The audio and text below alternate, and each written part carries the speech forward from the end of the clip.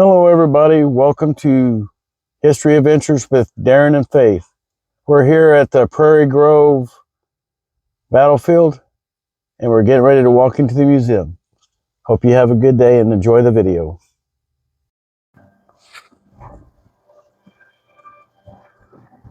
I like how it goes through each step. Yeah. The battle and what led up to it. Got different battles. Battle Wilson's Creek, Pea Ridge, Cane Hill.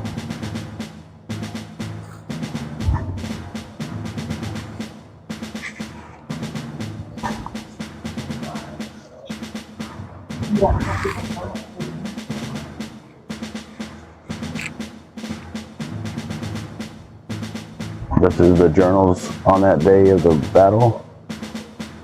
Looks like it was written by Reverend Francis Springer, chaplain of the 10th Illinois Cavalry.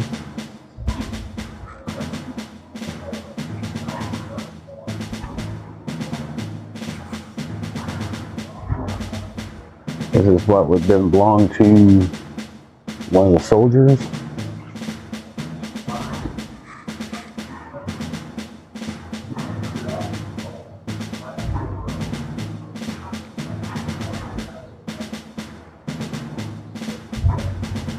The Battle of Prairie Grove in the winter of 1862, Union Brigadier General James G. Blunt found himself in a risky situation. He and his troops were alone in southwest Arkansas, dangerously separated from the rest of the Union Army. Confederate General Thomas Hindeman had learned of Blunt's position and was planning his attack. When Blunt discovered Hindeman's intentions, he quickly telegraphed Union Brigadier General Francis Herron for help. Herron was over 100 miles away, but he immediately set out with his men to try to reach Blunt in time. The stage was about to set for the Battle of Prairie Grove, who would win the day, and what cost. What would be legacy of Prairie Grove? This video tells you how it started and shows you the movement of the troops. They got closed captions or not the captions. Pretty cool. They got this museum well done. Yes, well done. The rest of Herod's column, led by Colonel rides around them. One side was discovery and second.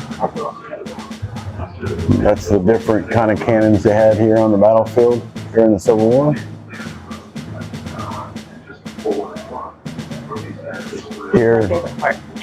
Here's Faith's favorite part, trying to blow each other up with a cannon.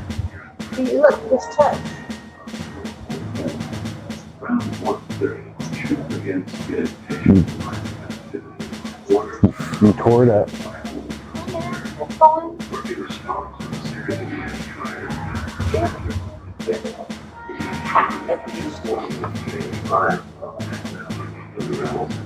It's the Confederates' time to blow you up.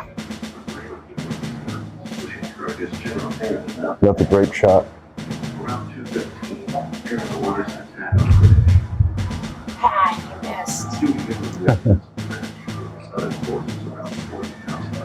You're not really dead. With Union forces suffering here, they rolled back. Sorry, you can know it's better. Do they really bounce like that? Some of them do. Confederates weren't known for their artillery.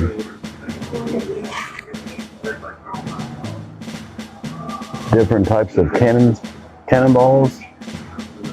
Looks like they have some smoothbore case shot. That shot's pretty good for this one.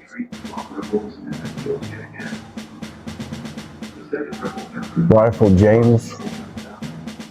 Distinctive feature of the James projectile was a rifling system of the 8 iron pins. The projectile came from the factory with a thin lead sabot and oiled canvas bag covering the iron projections. On firing the propellant gas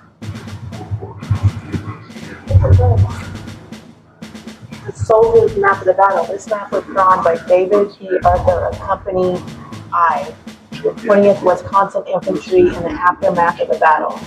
The 20th Wisconsin lost 49% of its men in 15 minutes at Prairie Grove. The day after the battle, Arthur was promoted to second lieutenant.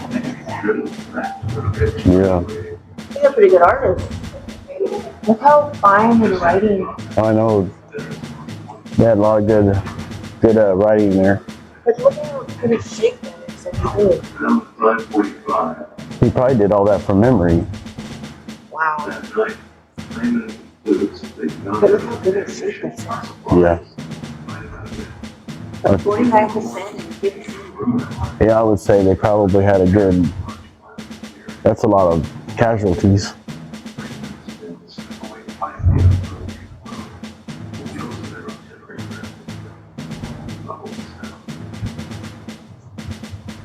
Sorry.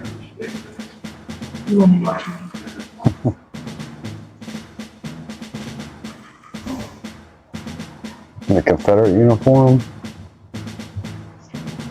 I have a whole list of the regiments that fought here. And the Union. That was a lot of regiments on both sides. Yeah, there was quite a few that fought here. We got all of these are Confederate, all of these are Union. That's a lot. As Missouri fought against Missouri too here. Yeah, there's a lot of them here. But the Major General Schofield was in St. Louis. He wasn't here. But it was his army. And so was 2nd Division Brigadier General James Houghton. Cotton. Looked like Colonel Daniel Hudson probably took his place during the battle. Probably. This is a pretty major battle. I know everybody talks about Peter's. Yeah, it was a pretty good one. It's the last battle here in Northwest Arkansas. So the one in the other one that we're going to, Cane Hill? Cane Hill. It was before this one. So it started and then came here. From my understanding. So this is a different one. Yeah. Some Confederate money.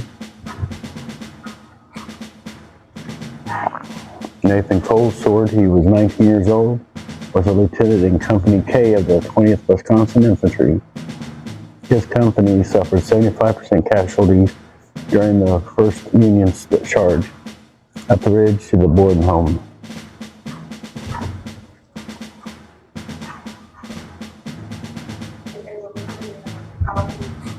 Of the proclamation or public announcement, it's called a broadside.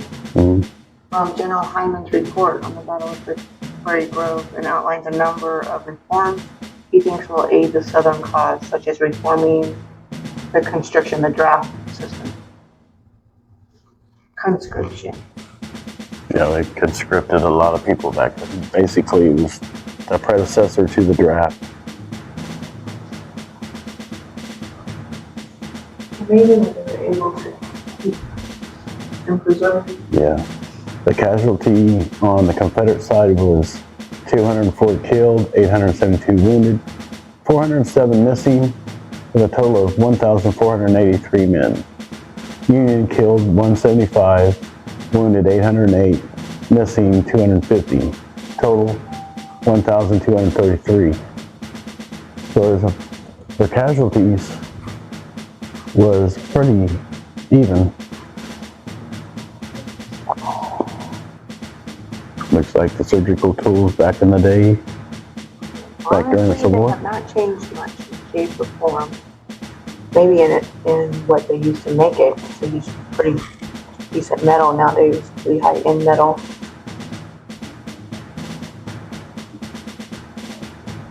But the shape of the instruments have not changed much. They'll get you some morphine, some laudanum, Chloroform. and chloroform.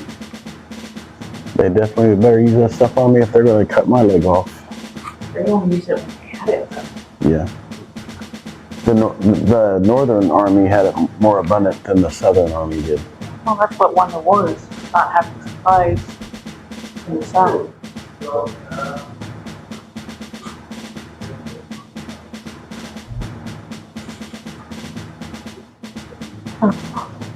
Sidonia Ann Borden, age 9 at the time of the battle, quoted, "It's all we thought of during the war was to save ourselves. We didn't have time to pray, and when we did, we were too tired." You have to imagine how our kids grew up after they witnessed it. Oh man, probably pretty rough probably back then. Yep. This looks like it's Caledonia Ann Borden Brandenburg was 9 years old in the battle waged around her family, and this is her memory. Apparently this is her diary of the war.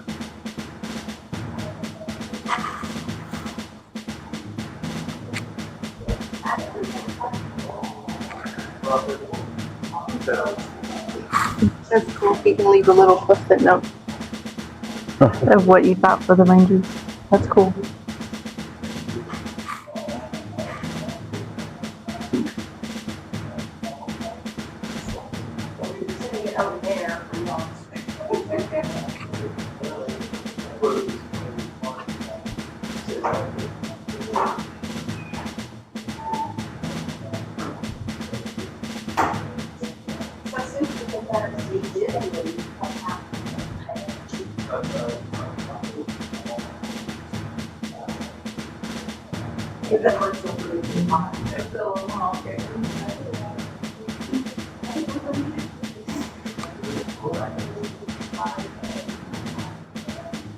Last time we came out was cloudy. Yeah, it was getting ready to rain last time we were here. It did rain.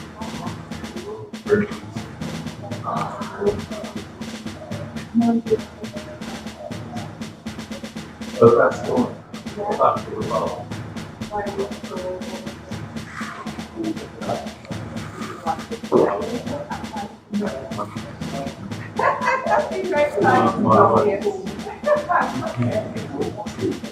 You're along for the journey. I was lucky enough to get to go over to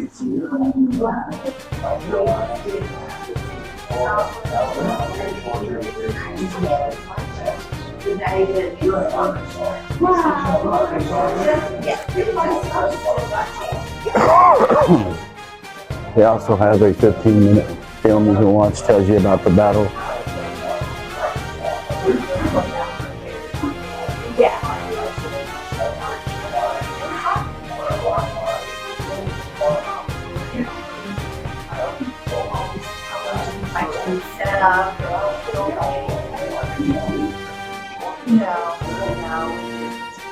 She ended up doing that. And it was raining.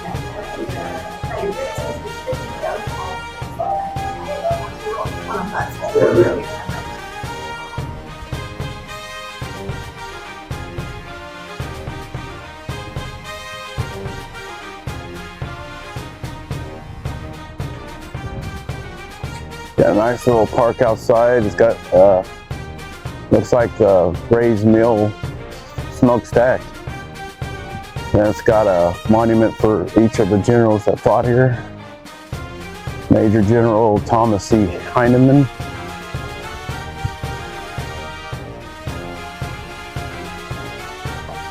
And then General James C. Blunt and General Francis J. Heron.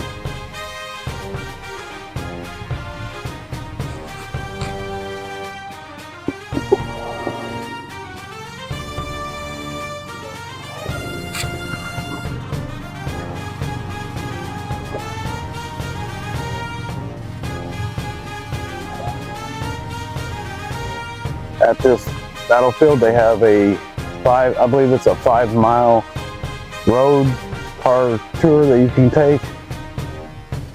And then they have a walking trail that you can take.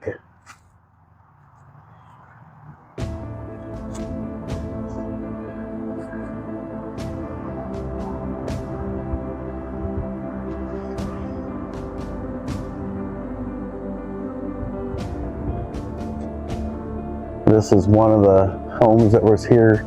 It was the Confederates' headquarters, the Morrow House.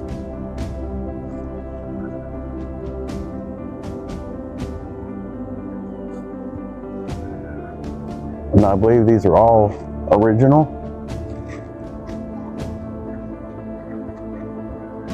It says here the house built about 1855 was the home of John Morrow family and originally stood on the Cove Creek 9 miles south of here.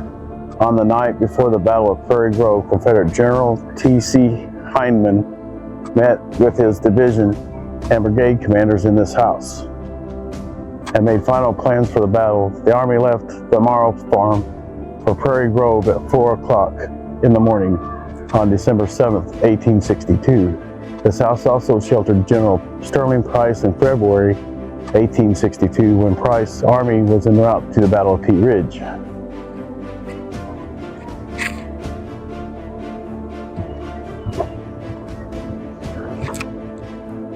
Maybe we can see inside there.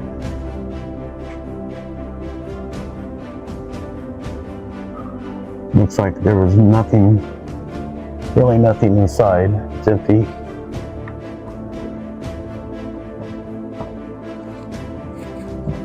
See what we can see inside. I apologize for the glare.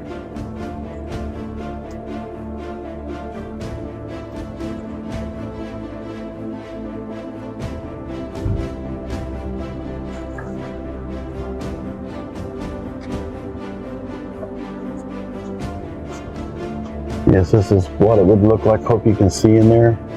I'm looking through plexiglass, so it's kind of hard to see.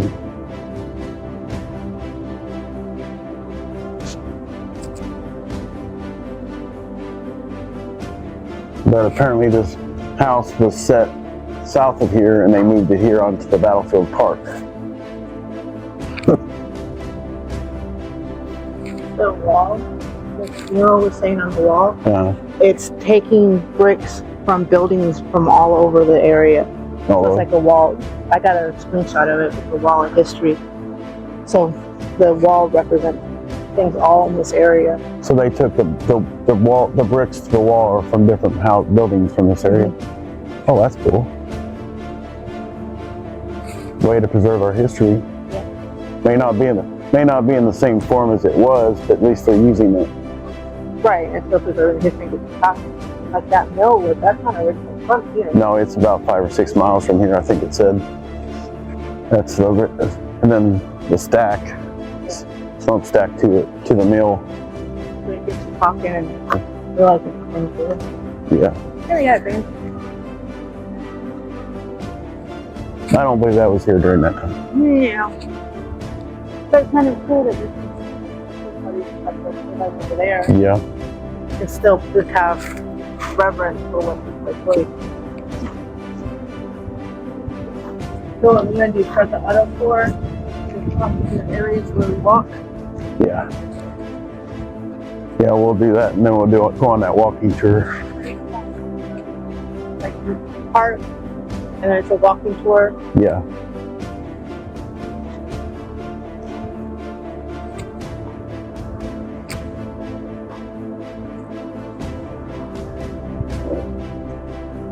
Here it talks about during the Battle of Prairie Grove, General Robert G. Schaefer established his headquarters under this tree December 7th, 1862. This spot marked by UDC June 20th, 1982. I believe, if I understand, the tree stood where this monument is now. Go ahead. Stop one, where we were just at, is the Confederate infantry marched up the road to the left and arrived in time to hear the Southern Cavalry skirmishing with General Aaron's Federals at Walnut Grove. About 2 miles east of here. General Francis A. Shoup decided to deploy his division. There's a... Yeah. I'm getting distracted. Let's park over here. Gotta hit play. Okay, so where we were at was where the Confederate infantry marched up the road and arrived to hear the Southern Cavalry skirmishing with General Aaron's Federals at Walnut Grove, about 2 miles east of here. Now, General Francis Shoup decided to deploy his division along the ridge from the road beyond the Borden House, which is at Stop 4. We're not there yet. So, east of here. And then upon arriving, General Heidemann approved the disposition, noting the position was an exceedingly strong one, and Dr. Hugh Rogers' house sat across the road northwest of here. Now, Stop 2 is the Lotta House and Cellar, which I think is a little bit farther down. This is the barn. This is the barn. A lot of houses over there. Right, so that'll be Stop 2. Yeah. But we have this little path that, you want to do that? Yeah, we got to look that path and check these buildings out.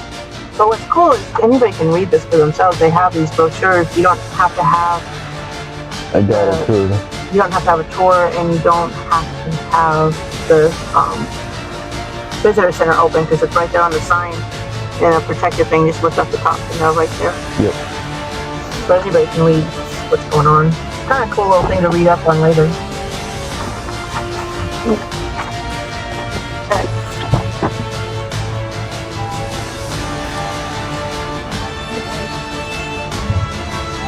The 1 mile loop leads you a journey back in time the war from the heaviest fighting that occurred during the Battle of Praire took place in the area you were struck. Along the path, wayside exhibits offer insight on significant events that happen here. Cool. Let's make sure I don't get any children in this video. Well, we'll walk right there with you. Yeah, the battle took place on December 7th, 1862. It looks like they're going to get some more information up. So look at brand new plane. Yeah, that's brand new.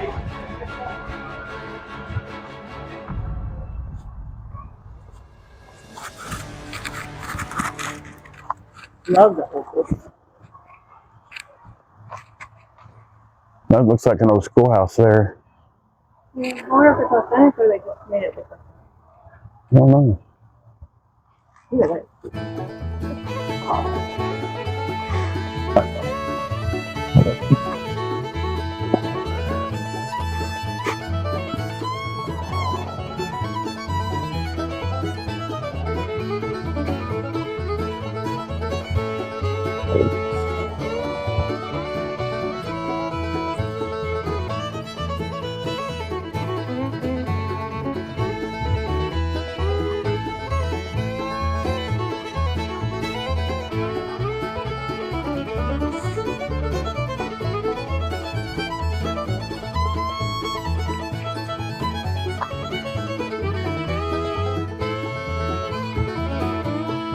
Yeah, I don't know if these are buildings they took down and moved, or if they're replicas.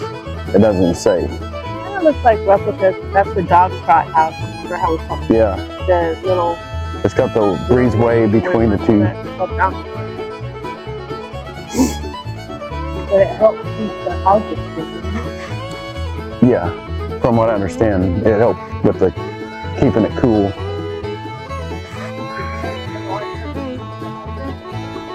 True. Oh, that says church on there.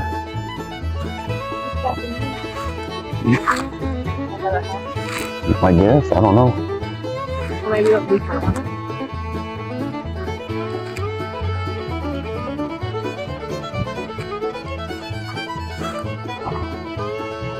No, I think it's the back side of the pavilion.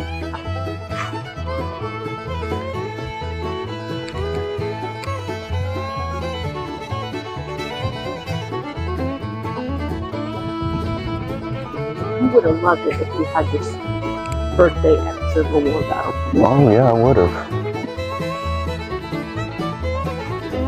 That I would have. I've been in hog heaven. Blacksmith shop. Yeah, I'm betting these are replicas. It would have been, but what's I think like lively acting. Oh, they do.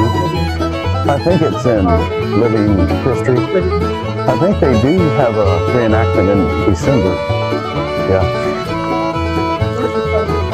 Y'all have to look that up and see if they do.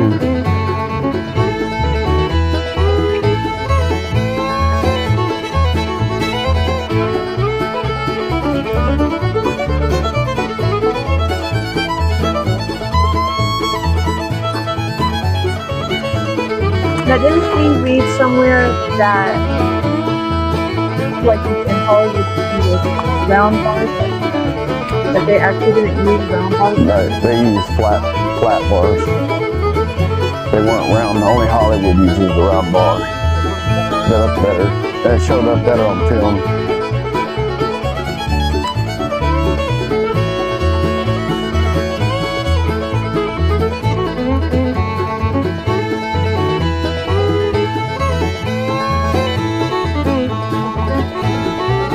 I think they're made to look like, I don't know. That one kind of looks like a robot.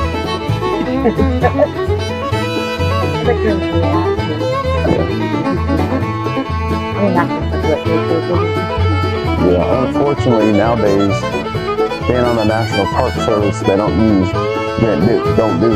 reenactments much anymore. Not many people want to do them. No, because it's filled with guns. Welcome to Prairie Grove Battlefield. Please help us by signing in.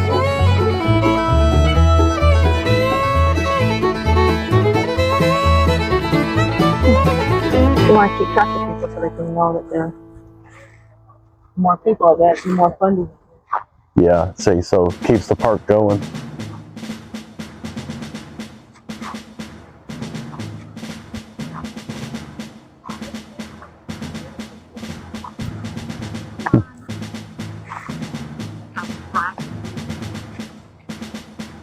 Setting the stage. What do we got here? The Battle of Prairie Grove ended in a tactical draw, the cost of which were 2,700 killed, wounded, or missing men. Most of your missing were either captured by either one of the sides or they deserted. I wonder how many was killed and how many were missing. I have it. I've seen that up there in the museum. I've got it on video. It was like 800 and something on one side killed, 80 something on the northern side killed.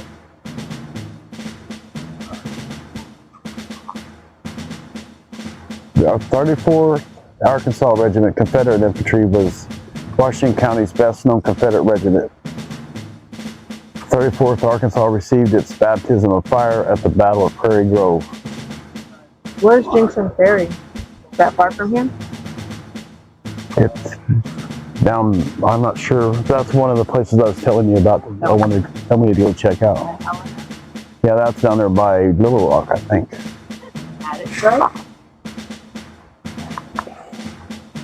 It's funny, the girls at work are like, head this one to you, head this one to you. Of course, Yeah.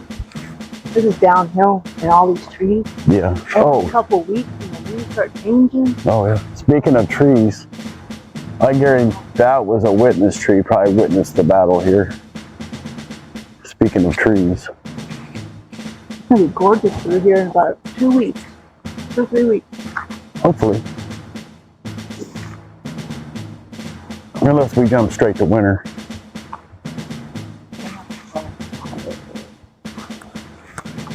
Much as I love winter.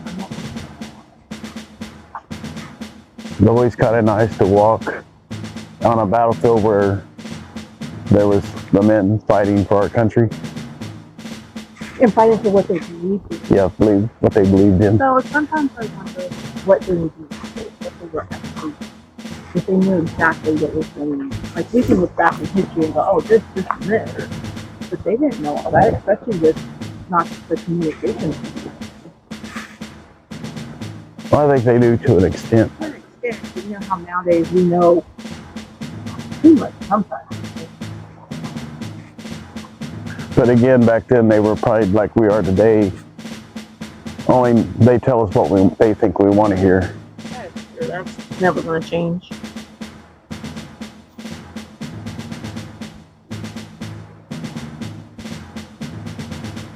15 men of the 34th Arkansas Infantry were killed during the Prairie Grove, and 69 were wounded, all of whom were within walking distance of their homes. Oh, wow. So they were actually defending their homes. So they definitely had some conflict too. They probably slept in their beds before the battle started. Maybe just told to be here at a certain time. Or it just came up on them. Yeah. Oh, look, I bet that one time. Yeah.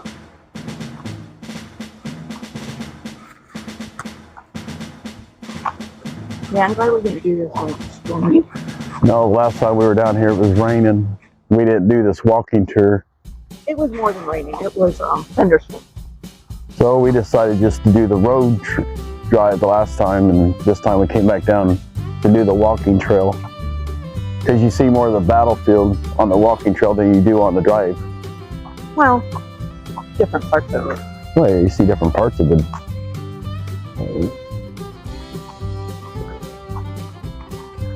So we're seeing a part of it we didn't see last time. This is kind of cool. I like going back to places and seeing different parts. It's a big tree too. Yeah. I'm not sure how old it is, but it's big. It's big. I don't know. The one back there was definitely here during the Civil War, as big as it was. It was probably a witness tree. It probably witnessed a lot of this fighting. But a lot of us would not have been here back in the day. They said it was heavily wooded, but not these trees, but other trees.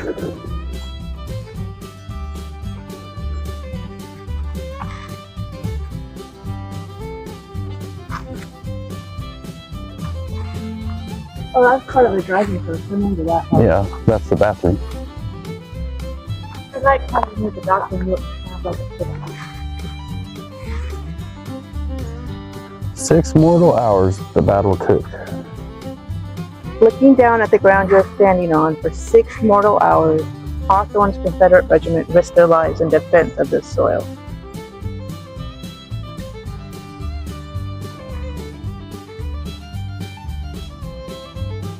Hawthorne's versus the 20th Wisconsin. Starting forces, Hawthorne's Arkansas Infantry, 350 men. Casualty rate was 41%. The 20th Wisconsin Infantry was 440 men to start out, with 49% casualty percentage. That's a lot of money. So basically, the 20th Wisconsin walked out of here with just about 220 men, give or take a few. There was a lot of death back during the Civil War that was really meaningless.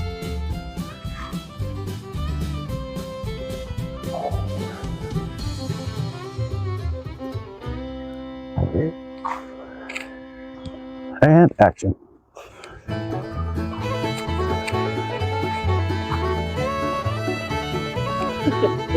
Oh, I know. I was getting the trees. Yeah, it's gorgeous.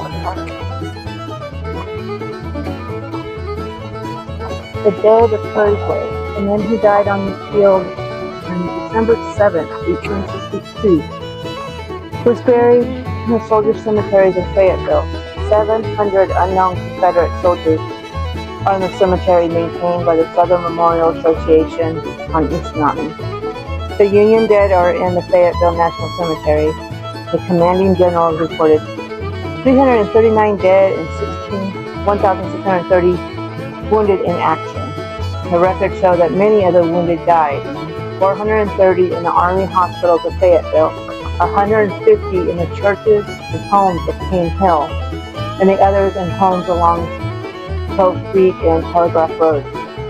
The losses were about 10% of the troops engaged. That's a lot of men.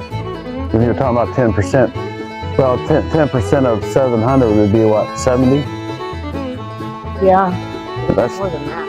but yeah, They're out on that field. I believe so. Just in this, probably in the area in general. We can go sit on those benches and look out.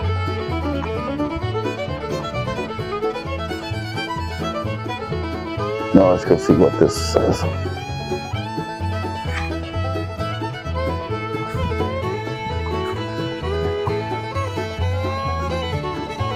This is Heron's attack. Heron's attack from this spot. The observer is viewing the fields over which General F.J. Heron's army advanced on the morning of December 7, 1862, to attack the Confederate position on this ridge. Because the ford of the Illinois River was under artillery fire, Heron crossed northwest of the ford, or almost directly north of this spot. His army consisted of troops from Missouri, Iowa, Illinois, Wisconsin, Indiana, and Arkansas. Heron's division bore the brunt of the battle until 2 p.m., when Blunt's army came to his aid. Blunt's army entered the battle 1 mile west of this spot.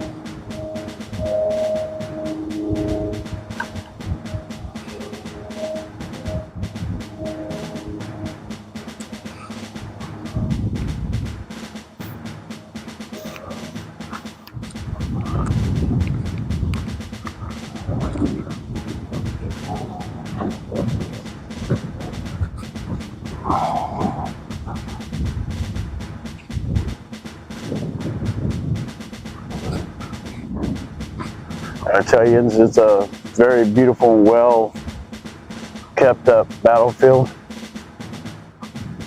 It is very beautiful here.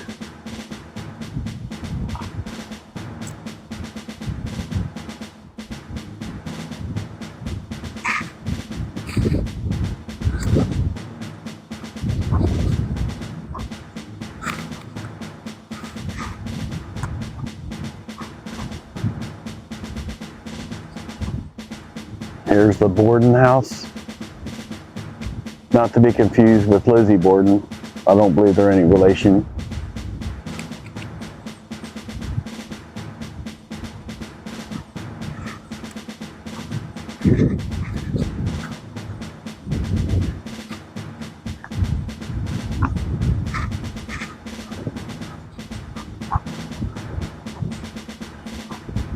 I got a beautiful walkway here. It looks like it's pretty much wheelchair accessible.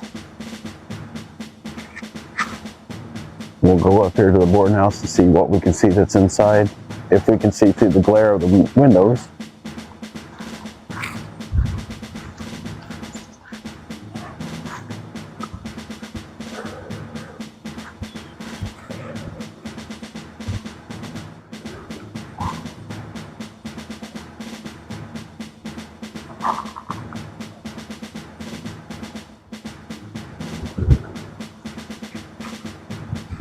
They don't make them like this anymore.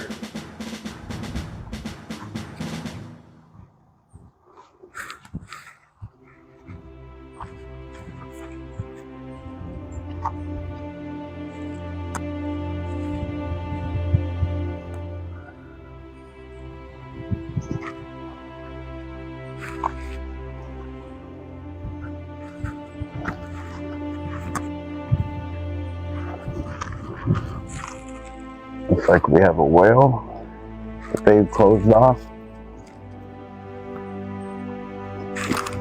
Can't tell if there's any water down there or not.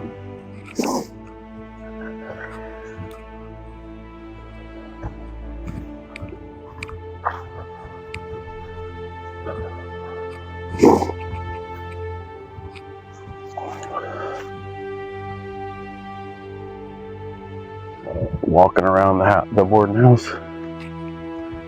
Let's see what we can see. I do believe if I owned this house, I'd live in it. It's probably built just as strong today as it was back when it was built.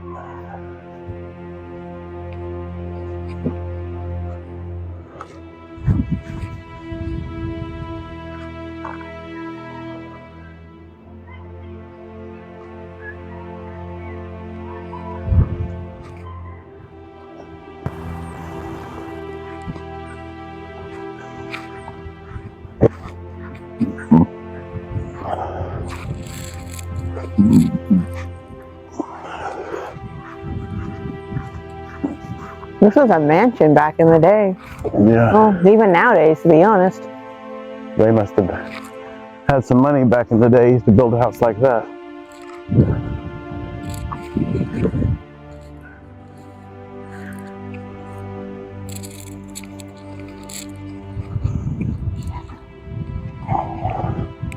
Then you come out and harvest their walnuts.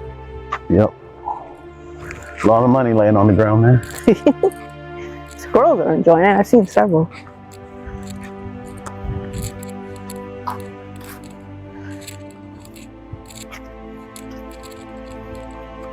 You can go to the orchard and get an apple.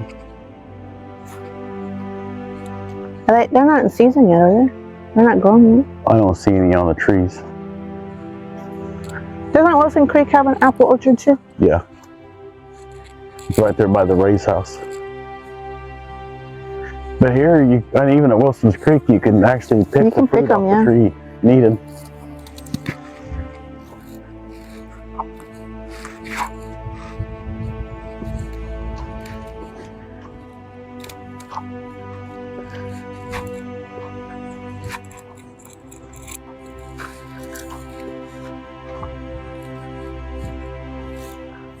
The slaughter pen.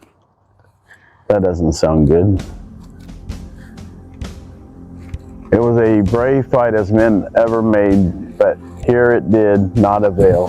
The performed deeds of valor, almost incredible, and shed their blood in torrents. But it was all useless. The apple orchard to the right is where the heaviest loss of life occurred during the Battle of Prairie Grove. The 19th Iowa Infantry accompanied the 20th Wisconsin up the hill and displayed a boldness and assurance and argued a certain belief of easy victory. The 19th Iowa marched into the orchard from the northeast corner and came into view of 750 Confederates crouching behind fence rails. These men belonged to the 22nd and 29th Arkansas Infantry Regiments and formed a L-shaped line wrapped from the southwest corner of the Iowan, and only walked right into a Confederate crossfire and were now fighting for their lives in a perfect slaughter pen. So from here, these are the Union. The Confederates were here waiting for them. This must be the fence line. The Confederates rose and poured incessant fire into the stunned Federals. Lieutenant Colonel Samuel McFarland, in command of the 19th Iowa, was killed in the first volley, and leaderless Iowans then struggled to hold their own. It wasn't long before the Federals broke and ran back towards the Borden house. The Arkansans hopped the fence and charged across the orchard, firing and yelling like savages. The Iowans bravely reformed beside the house and were quickly swept down the hill by the charge. Out of the 350 Iowans entered the orchard, 193 killed, wounded, or missing. The 19th Iowa Infantry suffered a casualty rate of 55%, the highest of any regiment in the Battle of Prairie Grove. Yeah, they ambushed. They got fire this way and this way. Yeah. They didn't have a chance. No, they didn't. They got Walked right into a trap, pretty much.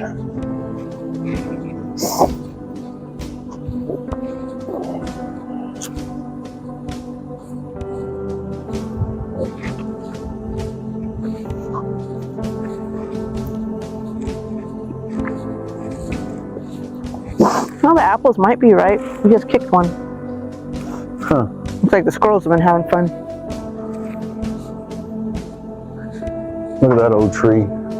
Oh, wow. I wonder what kind of tree that is. I don't know. It reminds you of a tree that in a horror movie. Yeah, it does. I'd say a lot of these trees were probably here back in the day. Yeah. Especially That one right there. that one right there. Yeah.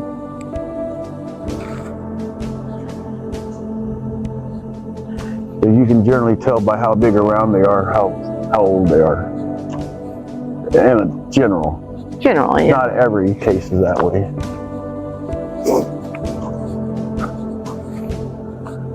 Because if these trees were here during that time, they would be considered witness trees. And Yeah. if they could talk, Ooh. just think of They'd the probably history. be crying. The history they could tell. They'd probably be like, who told you that? That's not how it happened. Somebody must have been shell-shocked when they told that story.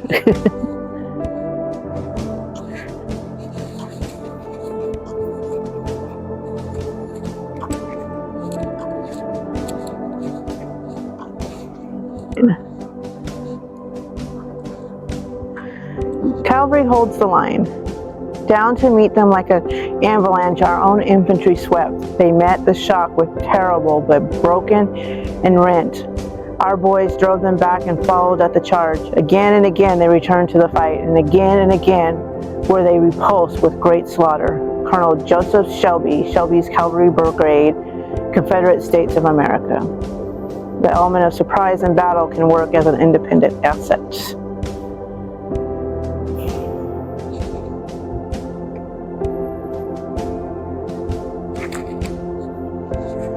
Ooh, that's a pretty puppy too. That's pretty.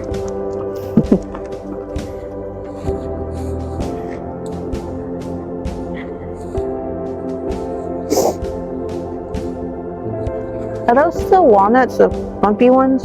No, them are hedge apples. Hedge apples. What are hedge apples? Something you don't want to eat. The animals like them? Yeah, squirrels, deer. I hear a squirrel. Yeah, I seen him just a minute ago. Oh, there's been several. He's right there.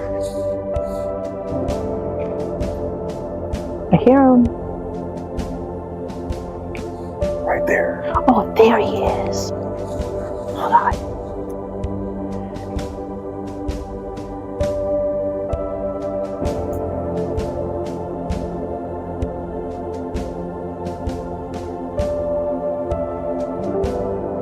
Looking out across the battlefield.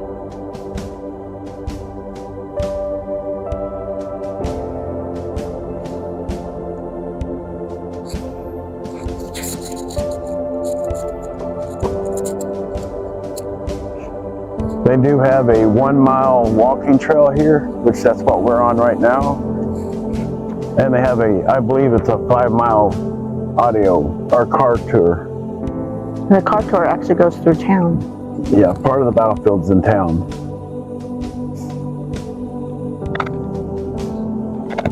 Our batteries opened on them and they commenced the music. The battle had begun. Artillery roared, the shell whistled through the air, and the timber crashed at it as it was struck by the huge balls. Looks like Boris battery set here. We're sitting here. So that'd be way out in that field. So yeah, it'd be way out there. And this picture has the barn, so it's probably where that. The barns are over there. So closer here, I would say by that tree, that first tree out there. Yeah, probably where the battery. Murphy's battery was by Like that barn. by the barns. If I can zoom in, there you can see the barns. Murphy's battery was there, And then I would say the first tree, around the first tree is where Boris's battery was. The line of trees right through there. Boris's battery of artillery there.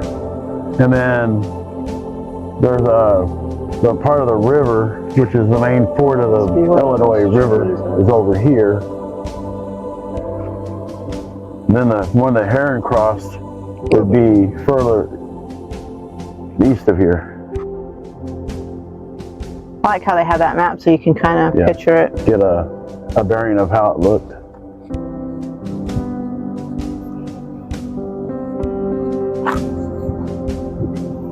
Here's part of the view of have to go up the hill to fight the Confederates. To the boarding house through the woods. Yeah, that's up to the boarding house. Just kind of like peeking up over it.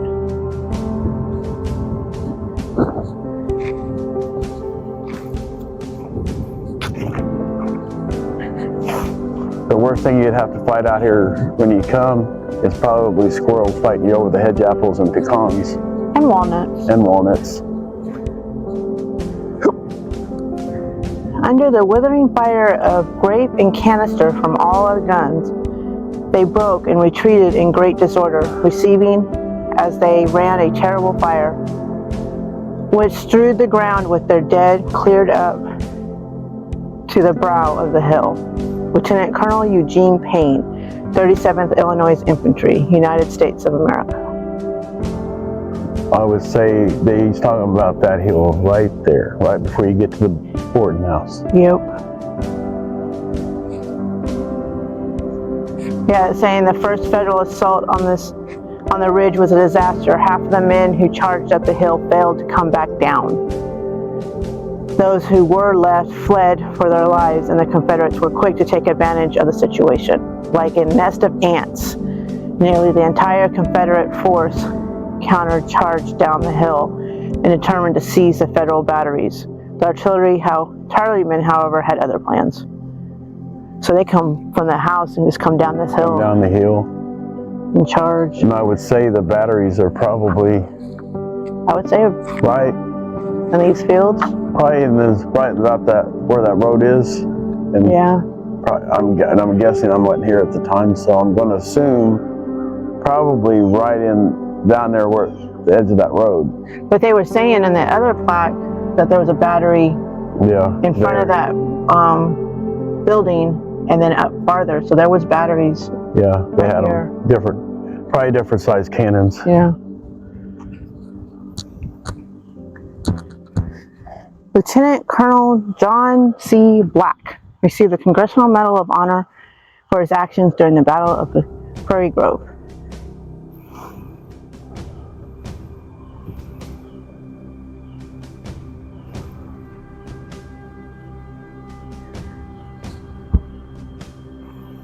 I didn't realize there was that many men here.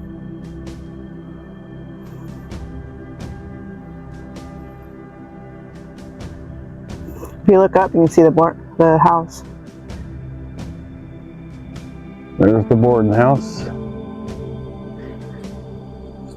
And I'm going to assume that cannon there is representing where a battery of Confederate artillery was at.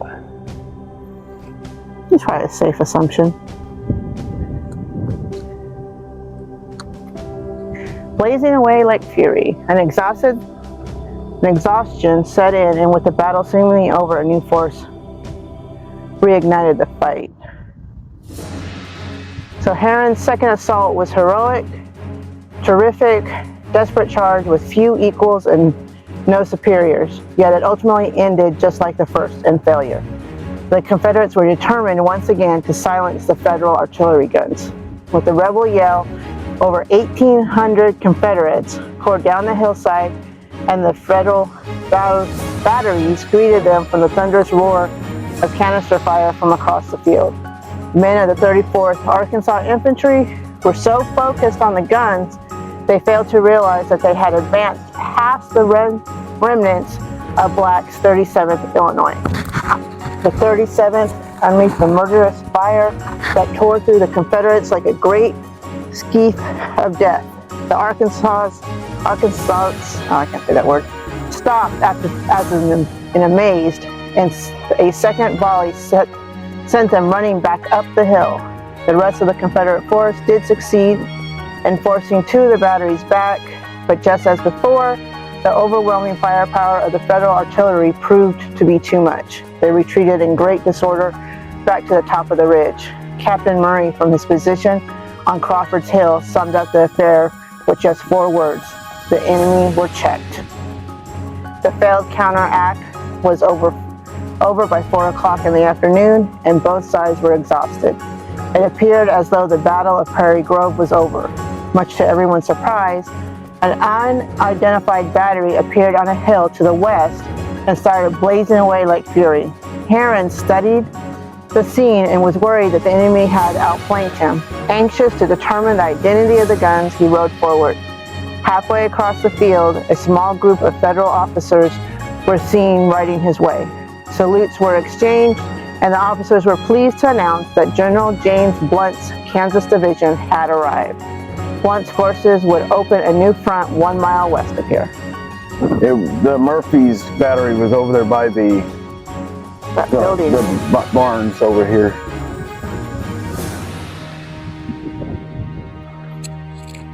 With show of force. Our turn came. We had been spectators of the discomfort which befell our comrades on the left, and perhaps a feeling akin to revenge sprung up in our breasts as we witnessed their decimated ranks fall back, broken and apparently disheartened. Forming in a line of battle, Lieutenant Colonel Leakey gave the orders, and the regiment moved forward at a charging step. These were the words of Captain Chester Barney, 20th Iowa Infantry, United States of America.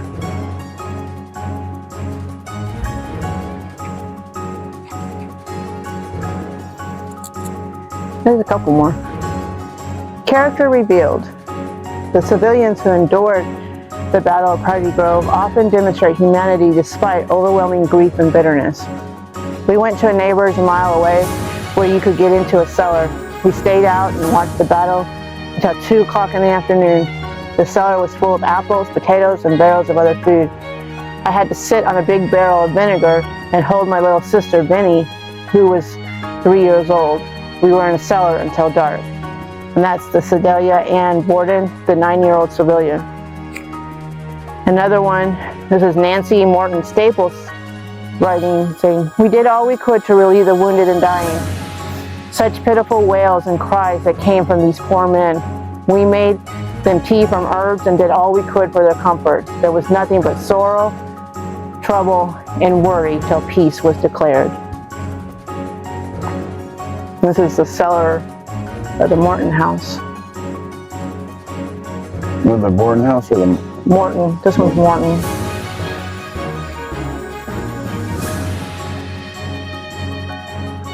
For weeks, the civilians did what they could to save the lives of the soldiers, while simultaneously attempting to rebuild theirs.